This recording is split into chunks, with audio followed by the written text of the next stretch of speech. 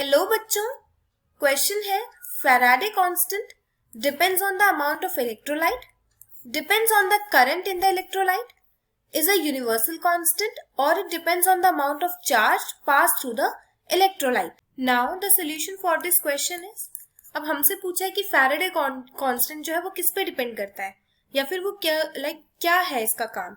So basically सबसे पहले हम देखते हैं कि फैराडे कांस्टेंट होता क्या है. तो the charge of 1 mole of electrons is called Faraday constant. तो फैराडे कांस्टेंट होता है कि 1 मोल ऑफ इलेक्ट्रॉन्स का जो चार्ज होता है हम उसको बोलते हैं फैराडे कांस्टेंट एफ से इसका डिनोट किया जाता है. एफ सिंबल है इसका. And it is calculated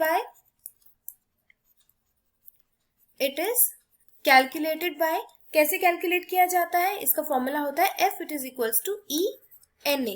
E is the number of electrons and N is the Avogadro constant. So E is electrons का फॉर्मूला क्या होता है 1.6 into 10 to the power 19.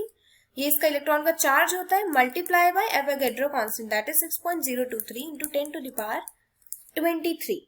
ये है और इसकी जो कैलकुलेट करके जो वैल्यू आती है वो आएगी 9.648 into 10 to the power 4 C charge पर मोल.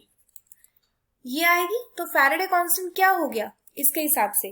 So it is a universal constant. It does not depend on the amount of electrolyte, does not depend on the current, doesn't depend on the charge. So it is a universal constant.